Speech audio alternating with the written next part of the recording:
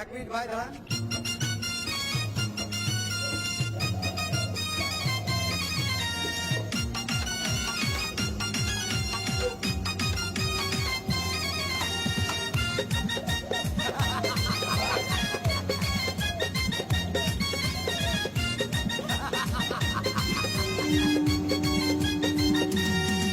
আরে বিরতিহীন ভাবে গাড়ি চালাইলে পারে গাড়ি যাবে গরম হয়ে মোবিল বেশি খাবে।